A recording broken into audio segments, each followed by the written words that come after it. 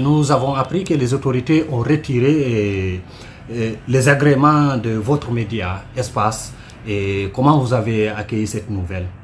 Avec beaucoup de surprises. Parce que jusqu'à présent, jamais nous n'avions reçu un quelconque courrier venant notamment du département de la communication sur une quelconque violation des termes de notre cahier de charges. Alors, le dit courrier dit simplement que c'est pour non-respect des termes de ce cahier de charges, ce qui est extrêmement vaste.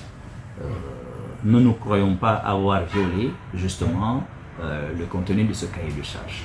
Ça, c'est la première chose à observer. La deuxième chose à observer, l'ARPT a débarqué dans nos locaux avec des agents de sécurité, nous intimant d'éteindre l'ensemble de nos équipements.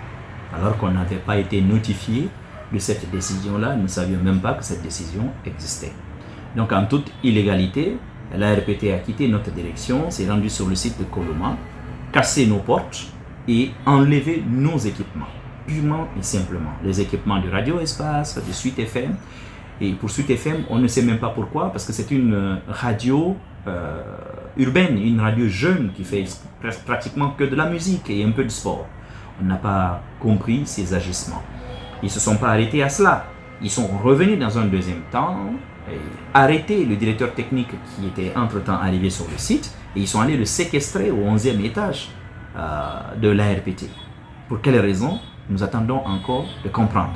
Tout en enfermant un vigile qui était dans une des salles, qu'ils ont enfermé de l'extérieur, ils sont partis.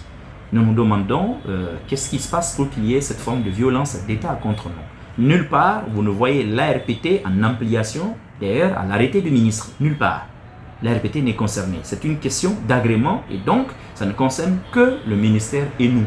L'ARPT n'a pas été mandaté par la haute autorité de la communication, qui nous a aussi dit qu'elle était surprise. Nous ne savons pas qu'est-ce qui se passe. Je suis simplement triste aujourd'hui parce que ces médias-là sont le fruit d'un combat de très longue haleine. La libéralisation des médias est un combat qui a été obtenu au prix d'énormes sacrifices par nos aînés. Il n'est pas question que nous abandonnions parce que nous avons le devoir aussi de léguer à nos jeunes frères, à nos fils qui viendront après, la liberté de la presse, à défaut de l'améliorer, mais que nous puissions transmettre tel que nous l'avons reçu.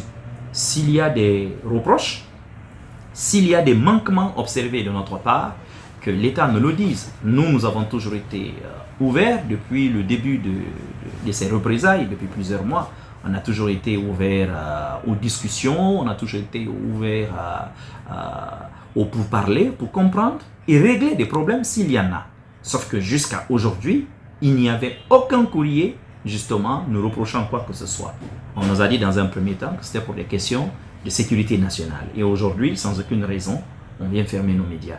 Et on le savait, rien que les chaînes Espace FM, c'est pratiquement les 200 employés qui sont dehors aujourd'hui. Je suis quand même très triste pour tous les amoureux de la liberté d'expression, pour tous les amoureux de la liberté de la presse, pour tous les amoureux de la démocratie. Et je me fais de soucis parce que qu'est-ce qu'on va dire à nos jeunes qui sont dans les facultés de journalisme? Qu'est-ce qu'on va leur dire?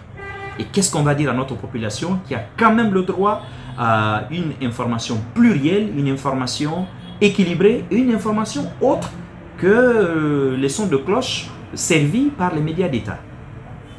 À partir de maintenant, que comptez-vous faire? Ah non, nous engageons déjà des discussions, pas que nous seulement en tant que groupe Adafo Média, pas seulement en tant qu'Espace FM. Nous sommes dans une dynamique de réflexion collective avec les autres médias qui se sont vus aussi infliger le même traitement. Et ensemble, nous sommes en train de réfléchir, d'ailleurs avec un pool d'avocats, pour voir les différentes possibilités qui s'offrent à nous.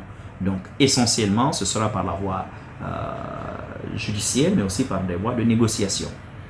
Alors, 2 personnes ont été interpellées. Est-ce que le vigile et le directeur technique, est-ce qu'ils ont recouvert leur liberté?